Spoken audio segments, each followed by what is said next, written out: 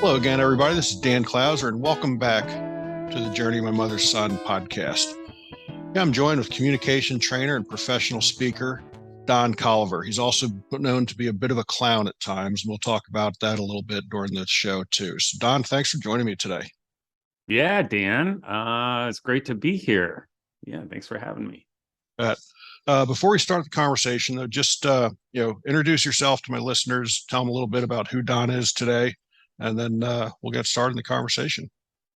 For sure. Yeah. Like you said, my name is Don Coliver. I am a communication trainer and professional speaker. I'm based in the San Francisco Bay Area. I primarily speak at trade shows, and then I teach public speaking classes internally at Google and outside of Google. But yeah, I just wrote a book which kind of brings in my clown background, which I'm sure we'll get into later. I was a blue man and a touring professional clown and a sketch comedy writer, performer. I did a lot of comedy stuff prior to my speaking for Fortune 500 companies. So I kind of blend it all together in the book. So I love it. I love it. So, yeah, let's talk a little bit about your clown background and your Blue Man Group background, because I think both those are really fascinating. So whichever one you want to kind of tackle first. I mean, were you a clown before a Blue Man, or vice versa? um I well, Blue Man is a bit of a form of clown, I should say. And I was training in clown and working in clown prior to my Blue Man experience, for sure. Yeah. I toured as the host clown for a show for a company called Spiegelworld. They do a show called Absinthe in Vegas at Caesar's Palace. I was doing a version of that show in a part of a North American tour. And right after that, I jumped into Blue Man. So it all kind of blends together a little bit. But before that, I was really active in the comedy community in Los Angeles, going through improv classes. And then I was a main stage performer at the Improv Olympic before it shut down, writing and performing sketch comedy. And I was taking a class one time, a workshop with an improviser. And as he was doing his scenes, he kept looking at the audience when we would laugh and like incorporating us in the audience into the scene. And it made it so much funnier and so much more fun because we felt like we were engaged in participating. And after I was like, what was that, man? And he goes, oh, that was clown work. And I'm like, oh, and that got me into learning more about clown, kind of blending improv and clown. Have you ever done any improv or comedy or anything? No, but I've often thought about it, to be honest with you. I would love to just show up and do a little bit of a comedy routine somewhere sometime. But Highly recommended. Improv, take an intro to improv class. You will love it. I recommend it highly. yeah, yeah. So, it wasn't like you grew up having the aspirations of being a clown, but like once you kind of started going down that road after that um, exchange with that gentleman, what was that like? Like what is the life of a professional clown? Well, I should say, yeah, I didn't grow up with these aspirations. I was a video producer and a television producer for 20 years in Los Angeles prior to this. But I kind of went through, a lot of people have bummer times. I went through a divorce and I was pretty down. And during that time, I was like, all right, what can I do that's totally non-productive just for me? Like and I've heard like everybody's always like, take an improv class, take an improv class. I'd never done it. And it was one of those things where I went into the class and within 15 minutes, I was like, where has this been all my life? Like, I love this. This is so fun. And that's kind of what got me on that track. And also, I should say, every choice with the comedy has been just going where the love is. Like, there's never been clearly a financial reason to making any of these choices. It's just been like, this seems like a lot of fun and it makes my heart happy. So I'm going to go this way. And then, gosh, I'm sorry. What was your question? I don't remember. Just how you got into the whole clown, how the clown space and like what that process was like. Yeah. And so once I started doing that, I was a grown up. I was in my mid 40s when all these opportunities started coming because I was doing this work and I had a talent for it. And I also think it was really helpful that I didn't have a huge need to make a career of it. I was more able to go on auditions and things and just have like lots of fun. And because I didn't have that white knuckle grip on it, it made it maybe a little bit easier for me. But at the same time, after a couple gigs, I did kind of start to have a little bit of a conflict of like, why am I doing this? And I think I get into that in my book a little bit about there's a danger in performance or speaking, public speaking, or even presentations that if you're showing up to get validation from your audience, if you need that to feel okay about yourself, it's a slippery slope and not a healthy thing for you or for your audience. And I started to kind of, when I was performing, like, am I doing this to be of service or am I doing this because they need to fill some hole in myself? And so that kind of precipitated more personal work on my end because like I couldn't cleanly answer that question, I think, Yeah. And then with the when you started taking the improv classes, you said how enjoyable that was and just really kind of, you know, something just for you. I mean, what what was it about those classes that, really kind of lit you up, so to speak? Well, with experience, Dan, I'll tell you what it is. Like, as I'm kind of, I don't understand. I've heard people say introvert, extrovert, then extroverted introvert. I don't understand where I fall, but I do know that I need to be by myself a lot to feel energetic in a group. And it's tiring. It's exhilarating and tiring when I'm in a group. And the great thing for me about improv was I started to learn a shared set of rules of communication. And when we were on the stage with my scene partners, we both were playing by the same set of rules, and we could have lots of fun in that game. We could have lots of fun with these structures.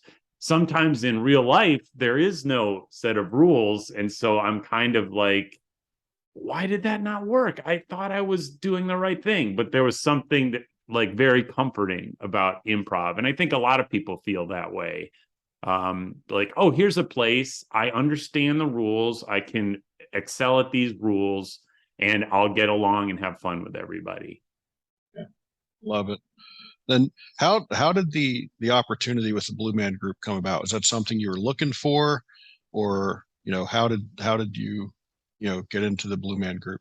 I think I just saw an audition notice somewhere in Los Angeles. I was living in LA at the time, and I showed up and there was like, I think like 60 guys auditioning, and I think only 2 or 3 were selected to go into further training. And so I clearly had, I mean, there's there's a very narrow height that you need to fit in. So that has nothing to do with talent. That's just, I happen to be in the right zone.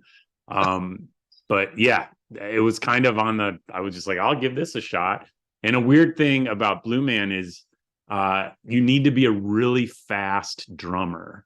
And I had never drummed before. And so one of the things that they do is they'll help train you in what they call drum school. to speed up your single stroke roll. It's like this, you have to be able to drum really fast. And so I started training for that too. It's cool. So, now you're a communication trainer and you do some professional speaking. You also do a lot of work for some, Fortune 500 companies. How did your time as a clown and what you did in improv and what you did with the Blue Man Group, how did that help you to do what you're doing today? Well, that's a great question because it's exactly what I teach. And what I learned in clowning and professional levels of clowning, because I'd be out in front of like 700, 800 people.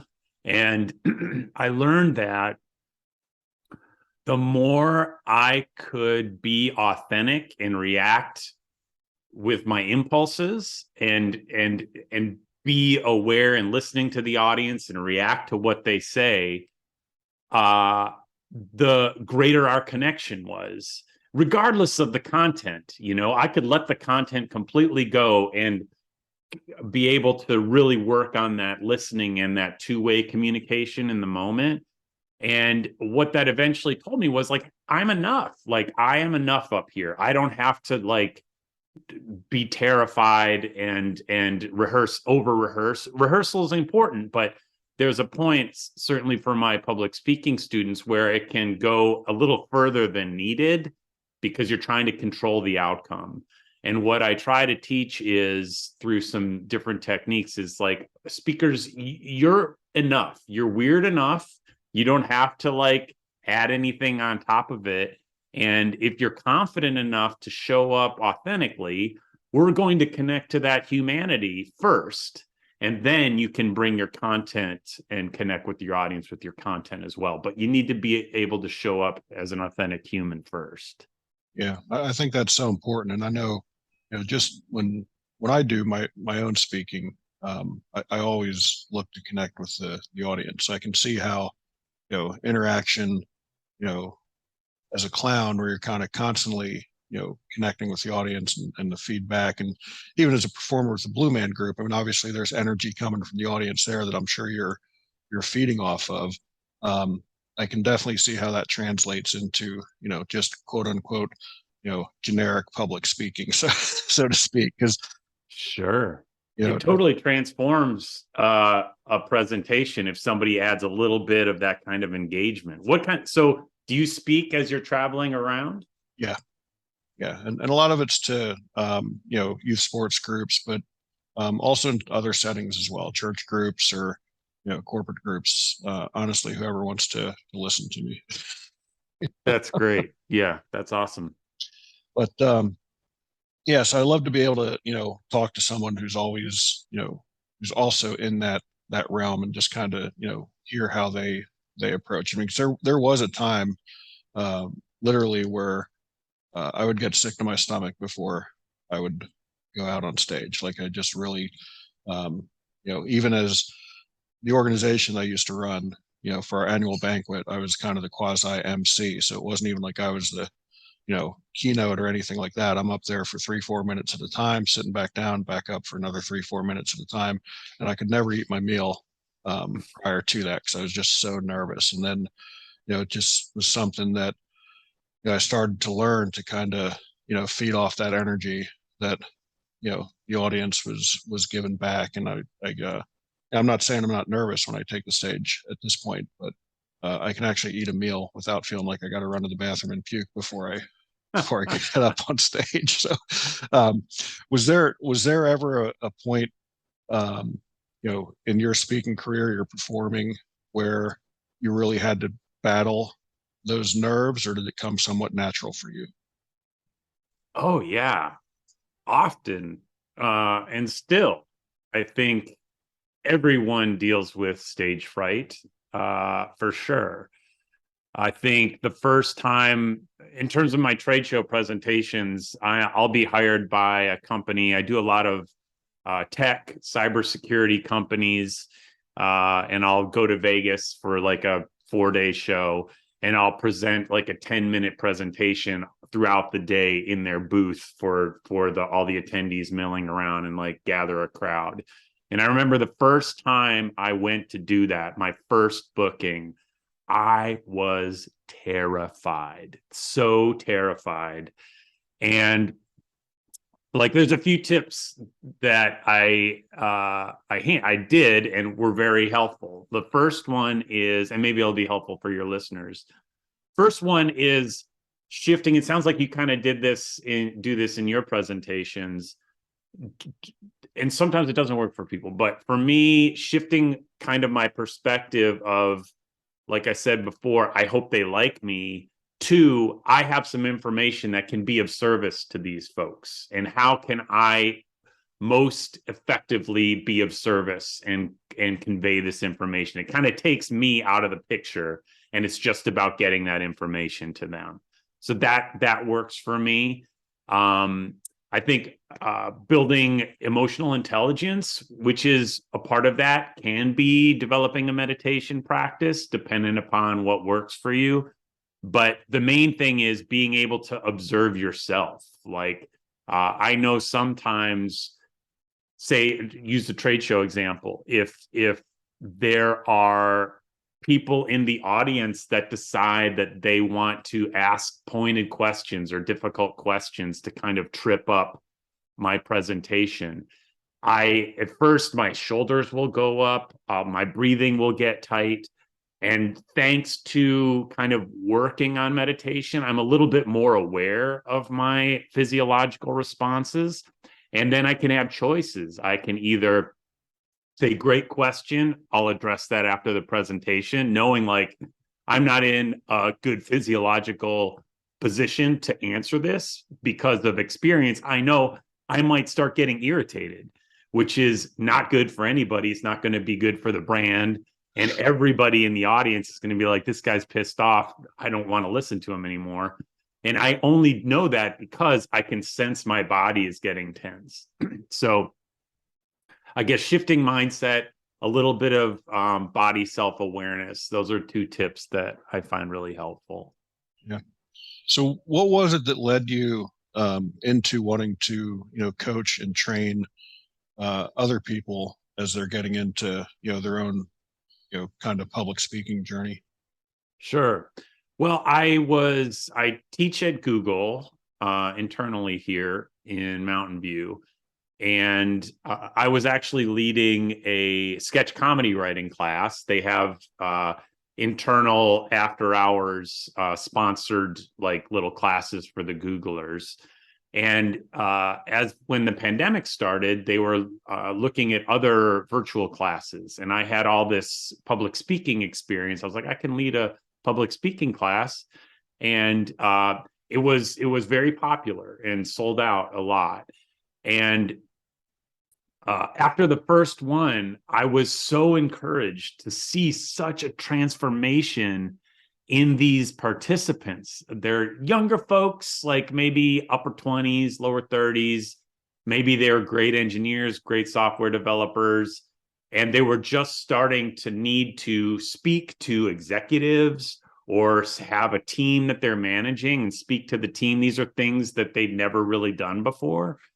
And working with these techniques, I could just see their eyes light up, especially, weirdly enough, non-native speakers. There's a lot of Chinese folks, there's a lot of Indian folks in tech, and they're very often can be very conscious of grammar, which is totally understandable. But they can also, at the expense of trying to be so perfect that we miss the humanity. And it's great to have a little reminder that you're great. You're great. It's also great to have perfect grammar. But remember, first of all, you're already enough. Like it's helpful. Yeah. So were those classes virtual at that point? You said it was during the pandemic? Correct. Yeah. They started virtual. Gotcha.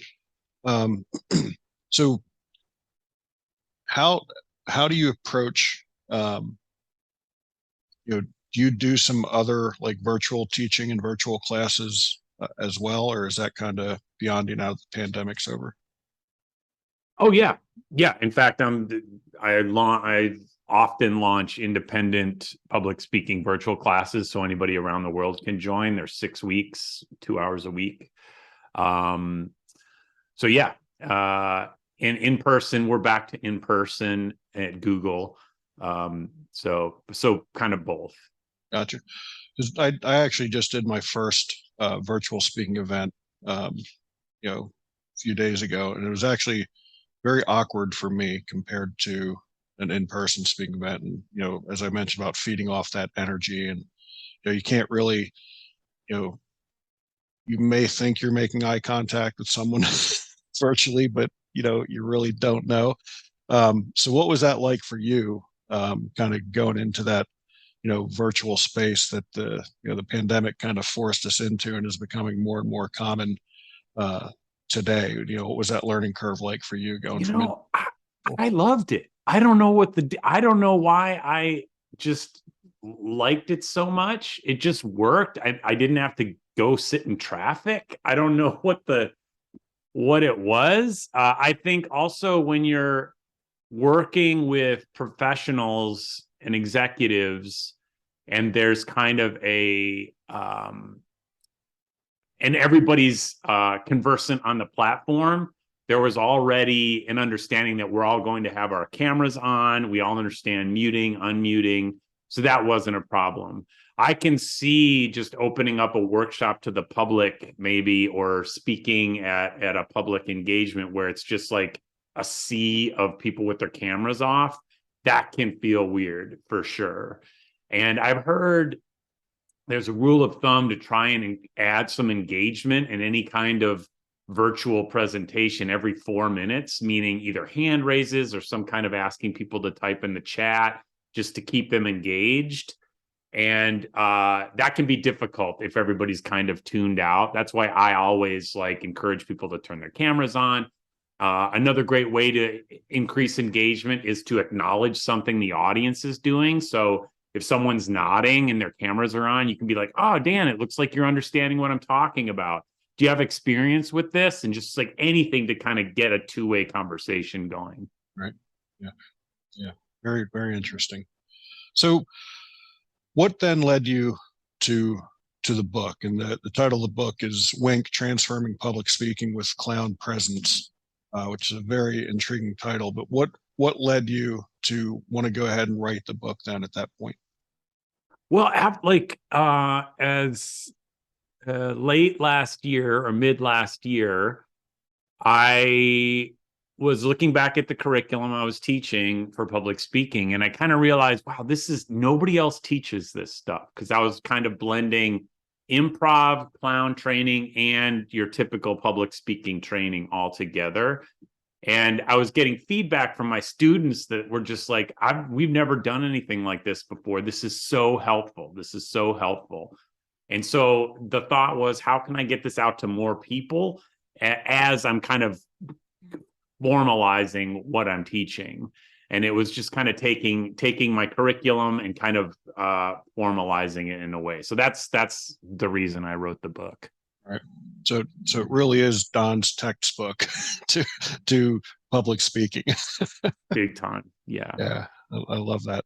What was that process like for you? Just the whole writing process and publishing. Have you written a book? Are you working on one? I've written two. So I love, kind of getting feedback as to what that experience was like for others. Oh man, it is tough. I'd love to hear how you muscled your way through that, because I'll tell you, the only way I did it is I knew I work best with an accountability group, that doesn't give me critical feedback. They're just like, "How'd you do last week?" "Good, me too." And we're all working on the same thing. And I found a meetup of this. It's like some kind of entrepreneurial mastermind or something, which sounded like it wouldn't work, but actually this guy was in the process of writing a book himself, and it was perfect. We had a small group. Every 2 weeks we'd check in. "How do we do?" "Well, I wrote, a chapter." "Great work." And it was just encouragement, positive feedback. And I was excited to check in every couple of weeks to show what I did, even if it was the day before. And I was like, shoot, I got to work on this thing. And then I'd pound it out for a couple hours. So I would have something to share. And literally that's the only way I made it through it. Like, how about you? It's funny, somewhat similar. Like I've always written. I've written since I was a young boy, and it was just something I always enjoyed doing. So I always did have aspirations to write a book, and I started a book in the early 2000s, and um, the only people who knew I was writing it at the time were my wife and my mother. And I met another gentleman who had just published a book, and he had self-published it. And he was another baseball coach. I was a baseball coach. Both the books initially were, about our coaching experience and that sort of stuff. So um, we connected, and I got together with him and just wanted to go through, what the process was. Because at this point, I had no idea that even once I finished it, I had no idea how it was going to actually get publishing. Like I didn't even know self-publishing was a thing at that point. Yeah, was Amazon even a thing back then? It was actually called Create Space at this That's time, right. before KDP took it over. So I got together with him, Jeff Potter. He's now working on his fourth book, and we're sitting there having a conversation. He's, telling me about this whole self-publishing thing, and I'm like, wow. So this is actually something that I'm still thinking I'm going to have to send 100 manuscripts out to publishers and hope that somebody picks it up. And then he says to me, he's like, well, how many people know you're writing a book? And I'm like, well, including you, 3. And he's like, well, what you need to start doing is tell everybody you meet that you're writing a book. And my first reaction, honestly, was like, oh shit. I'm like, why? Like, why do you want me to do that? And he says, well, because they're going to hold you accountable. The next time you see them, they're going to say, oh, how's the book coming along? And you're going to have to answer them. And so a little different than you having like a group, assembled strictly for that purpose, but the same concept where, he just basically was like, look, somebody's got to hold you accountable, because at this point I might have been 4 years into writing this thing, honestly. And part of that was just with my work schedule and everything else. It was difficult to sit down and carve out time to write. But that's what I started doing, from his advice, and it worked, and it held me accountable. And I ended up publishing that book in 2012. I then actually ended up adding 10 additional chapters to it and republished it in 2021. And then wrote my second book, which came out just this past May, which was a much quicker and I certainly won't say seamless process, but the inspiration with us traveling more. I mean, that was part of the reasons why Sandy and I started this journey, was to allow me to, to continue to write and write more than what my schedule was allowing me to. So obviously that has worked, considering it took me 9 years to publish the first book, and then realized it might not actually be done. So, another, roughly 9 years later, republishing it with 10 new chapters, and then the second book coming out in about 18 months after that. So, but, for me, it was, I loved the process of writing, and just, how it was kind of therapeutic for me at times. And, a little different, both my books are, memoirs for the most part. So a little different than what you were writing. So, many times for me, it was, therapeutic and cathartic to sit down and write that stuff. And then for the 2 republishes, I actually started out with a publisher, but have since dropped them and republished just through KDP, because honestly, the publisher didn't bring a whole lot to the table, to be quite frank about Yeah, it. that's So what it seems that way these days. Yeah.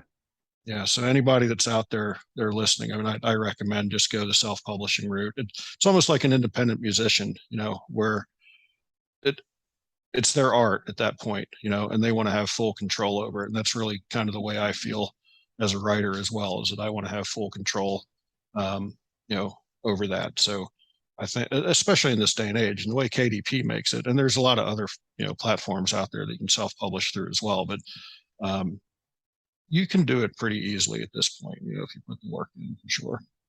Yeah, it's surprisingly easy. Writing a book is not easy, but getting it onto Amazon is not as easy. Yeah. Yeah. So how long did it take you to write yours? I think it went pretty quick. It was like 8 or 10 months, I think. And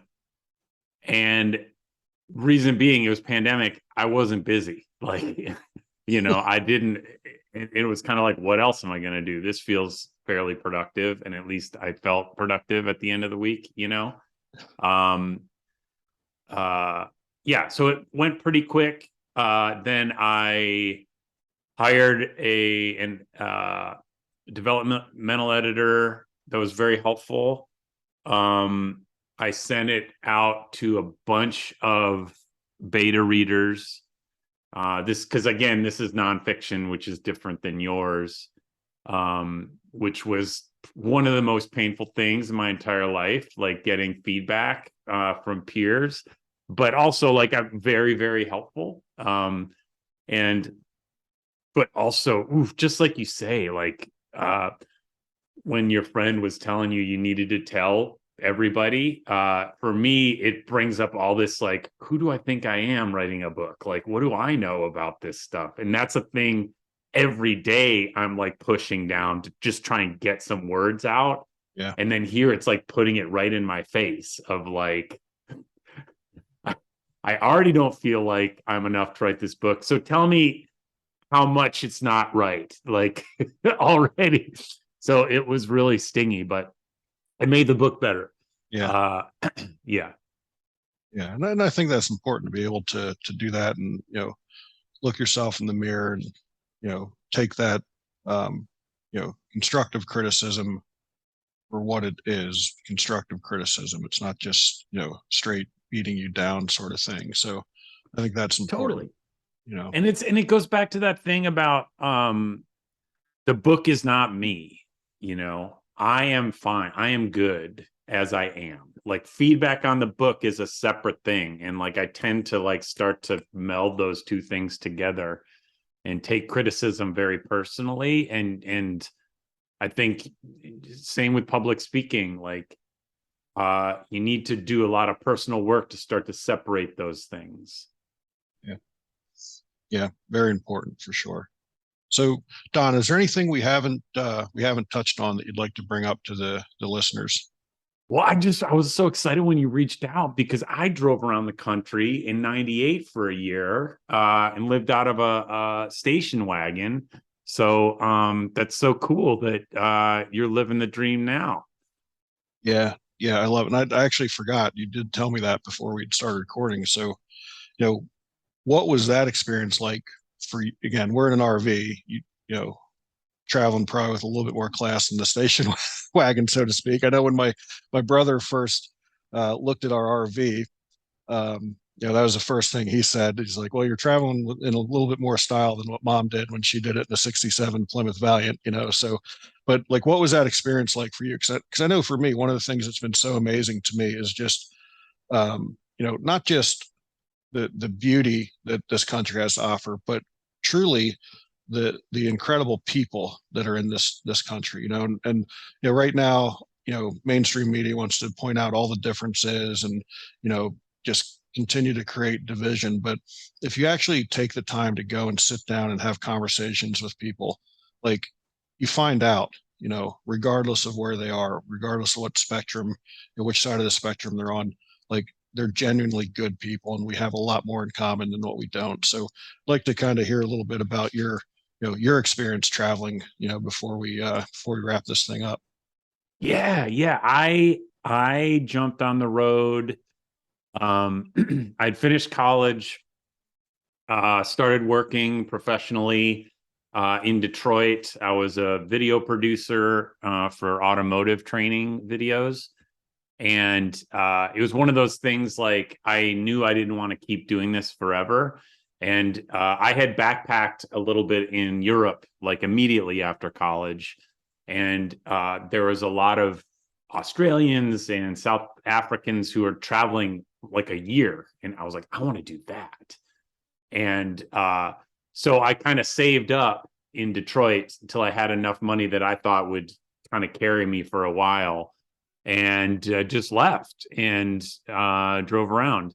And it was great. Like you said, country is so beautiful. Oh my gosh. National parks, come on. They're insanely awesome. And I was also shooting a documentary at the time, and I'll send you I looked it up today. I cut it down into a 10-minute little piece a long time ago. I'll send it to you. You can put it in the show notes. It's cringy to watch, but I did that back in the day. And to be honest, I was lonely. It sounds like you travel with your wife. Is that right? Yeah, wife and the golden retriever. So It's great. they keep loneliness out of the picture for sure. That sounds like just checks all the boxes. Because by myself, clearly moments of like driving across North Dakota in the sunset, it was like, this is beautiful. This is amazing. I can't believe I get this blessing. There are other times where it was really lonely. And yes, I would energize when I'd be with people, be with friends in Denver or wherever. But there were lonely times too. But at the same time, wouldn't trade that experience for the world. Yeah. Love it. Don, how do people reach out to you? How do they find you on the internet if they want to engage you, if they're looking to get into public speaking and engage you in what you're doing in the coaching and training realm right now? Sure. I primarily do social media on LinkedIn, so just hit me up at Don Colliver right over there. If you want to learn more about my classes, it's winkpublicspeaking.com. That's winkpublicspeaking.com. And my book's on Amazon, as well as I speaking self-publisher to self-publisher, I just went wide. So it's also at Barnes and Noble, independent. You can order at independent booksellers, and same with my audiobook. It's everywhere. So awesome. Love it. So Don, as you know, the subtitle of the podcast is Many Little People in Many Little Places, which comes from the opening lyrics of a Michael Franti song. When many little people in many little places do many little things, then the whole world changes. So what's one of the little things that Don does on a daily basis to make the world a little bit better place? Well, I think just encouraging people that they're enough as they are. I think when I read that question, and I think that's kind of my mission statement a little bit. And there's a lot of ways to do that. One, for example, if you're doing something creative, just like we talked about before, maybe at first just ask for positive feedback. Like sometimes constructive feedback too fast can shut a creative endeavor down. So perhaps asking for positive feedback sometimes can be helpful to build that you are enough base. But that would be my answer.